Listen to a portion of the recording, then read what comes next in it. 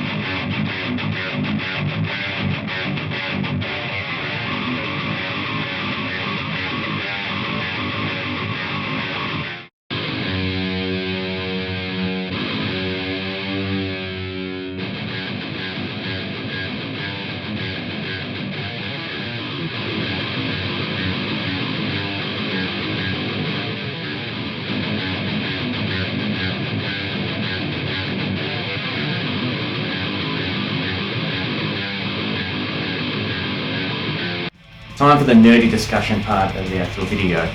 So we're going to talk about what I could have done, what I ended up doing, and how it's all going to flow from there. So firstly, my first choice that I got recommended by friends and people in the comments is to use a splitter. So have one signal going in here, a dry signal going out to capture, and a wet signal, what I call, like going into either my amp or something else that I chose to use. So I thought, yeah, that's a really cool idea. But then I thought, why bother? I'll just go direct into my DI box. Even though this does have a couple of outs, I decided to just go through this and capture the dry signal, and that's it. And there's a reason for that. So I capture the dry signal going through the audio assault plugin, just so I can really hear an amazing quality of guitar rig setup to be able to perform to make sure I'm getting the best characteristics that I want out of my guitar playing and performance. And I apologise my stuttering, it's just one of those nights, and I'm just going to keep rolling through this. So because I went through the DI, afterwards I could just turn off the audio assault and run through my upside down. My reamp box that I grabbed purely for this project, and for future projects as well, but the inspiration was for this project, and then I ran it out through other pedals and gear from there. So let's run through all the different thoughts on, what did I have? I think I had 5 different guitar tone setup things to go through. For starters, they're all good. None of them did I think, not quite up to scratch, so to speak. Now all of them I just did a quick basic EQ. I kept it all pretty much the same. I did a little bit of a booster in the guitar track just to kind of level out the sounds, because they all had slightly different volume variation between them. But there's not much difference there, so I could have delved in a lot more doing its own personal EQ on all of them. So if I did pick one to go, that is the one I'm going to go for, then yes, definitely home in more to colour it as best and as brightly as possible.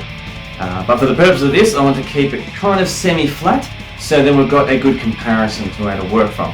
So the audio assault with the boost, arguably a little bit too, I want to say genty, if you understand what that means. So a little bit too mids and highs, and not that much lows, which I really wanted to make sure I could accent a lot of the different guitar sections that I was doing, and I really wanted to make them really punch through and accentuate them.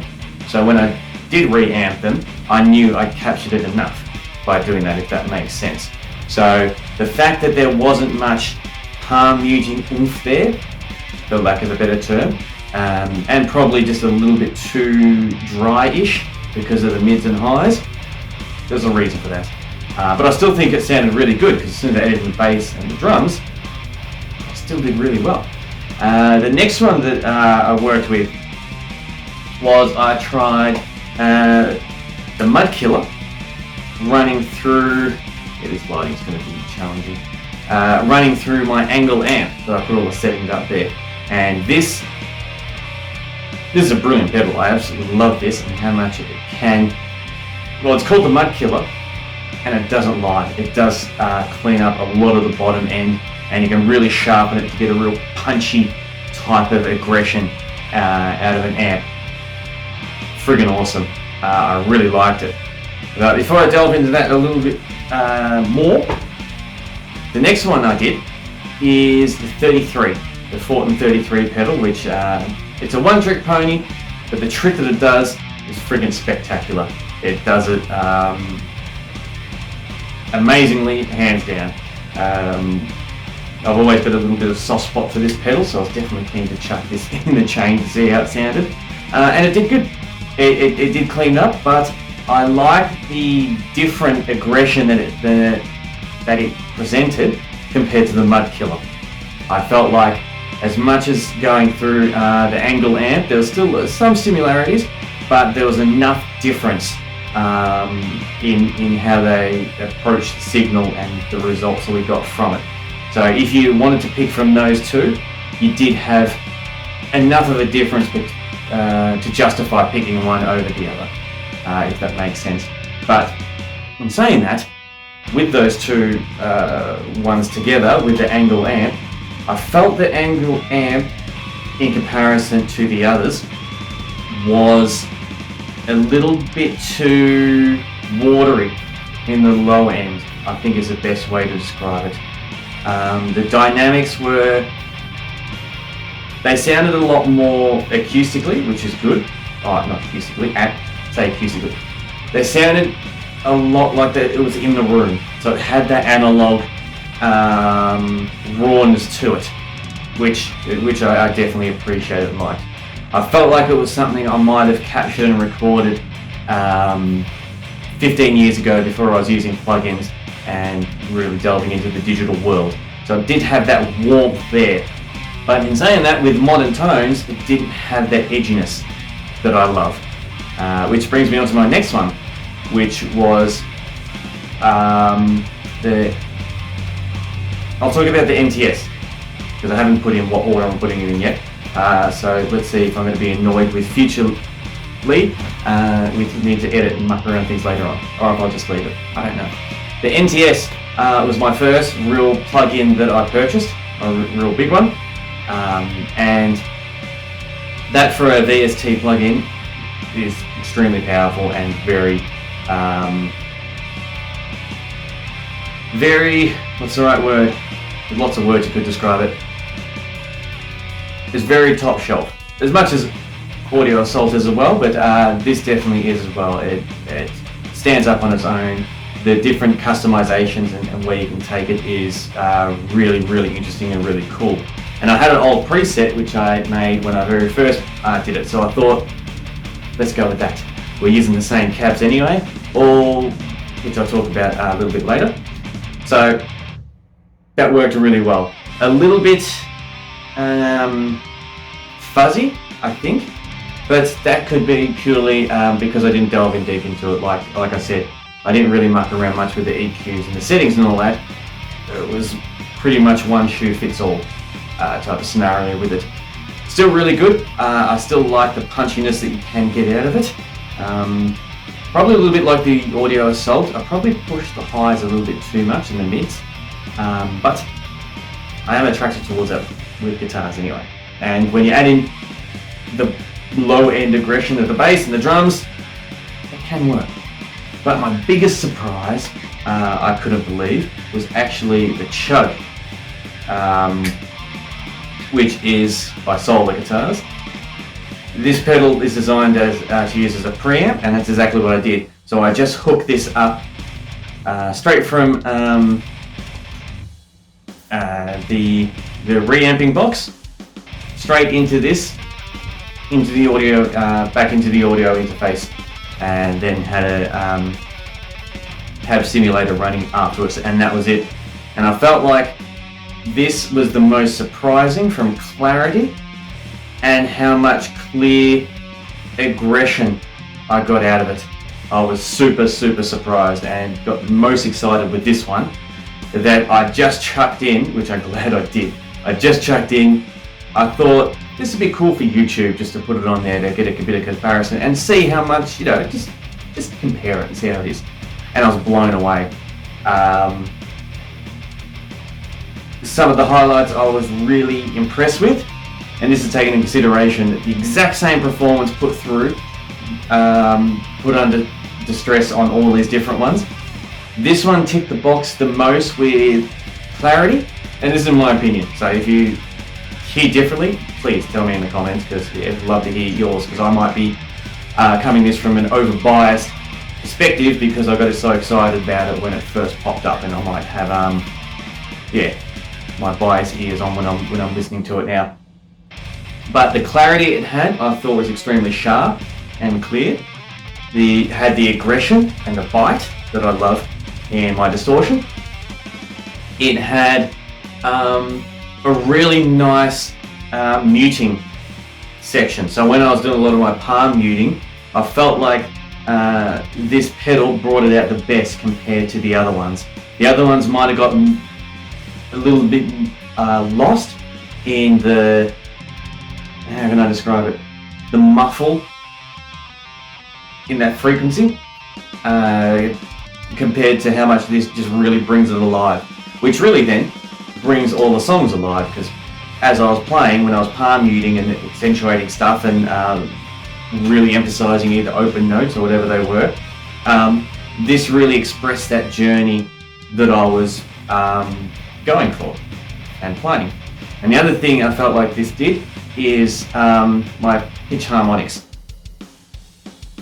It spoke the best with this one, with the audio assault and well, both VST plugins and the Fortin NTS, as well as I think now the Mud Killer and the 33 weren't too bad, but this one did it the best. So if you want to look at a tier, yeah, they're the 3 different tiers. The plugins were the weakest one with our pitch harmonics. The 2 pedals through my ENGL Amp weren't too bad, but this one made it shine the most, and it really made them punch through and really give it that attitude and aggression. And sometimes I feel like that metal sass when you're doing your riffs and certain sections.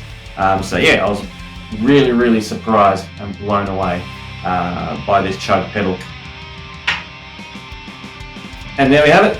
My guitar is off at the Guitar Tech getting serviced, so I quickly put this, I really quickly did it. It took me a few weeks of going backwards and forwards and, no, not backwards and forwards, but doing all the takes to see how they were going to turn out, and then running through all the songs, reamping it. It was a very long process, because every different one I did took over an hour to reamp by just me sitting there pushing the record button as it played the loop through my reamping box back into the thing. So yeah, very time consuming, granted, but also very exciting, very enlightening, and very informative. I didn't think I was going to get this various of a result, and this surprising of a result too, because yeah, as I said, the Chug thing really blew me away on how good it worked with this chain and this setup. So it's definitely worth it doing it. So as soon as my guitar comes back from my awesome Guitar Tech, with the new strings and set up absolutely perfectly, he has every time, so I have no reason to doubt this is going to be any different.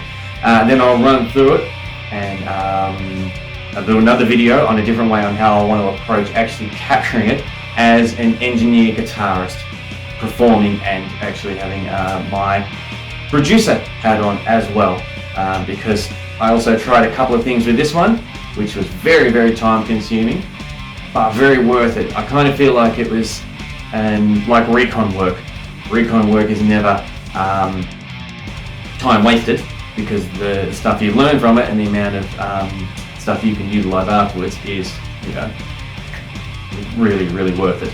And that's what I felt like I did here. So yeah, my next video, or one of my next ones on the journey, I'll probably do a breakdown on that, on how I'm going to run through that and do it to try to have the most efficient and clearest and cleanest way of actually putting it all together and all that. So if any OCD engineers are out there that like their sessions to be like me, where they're all color-coded and sectioned off really nicely and yeah, in their right spots and in their right thing, yeah, the next journey video might be right up your alley. So thank you very much for joining me in this another discussion type of video on recording this EP. This is yeah, as I said, a very time-consuming but well worth it one. This video I've done. So definitely keen to hear all your thoughts and read them in the comments whenever you leave them. And yeah, thank you very much for joining me again. This is heaps of fun doing this EP thing and sharing all this with you, and I really look forward to chatting with you next time. And until then, stay safe.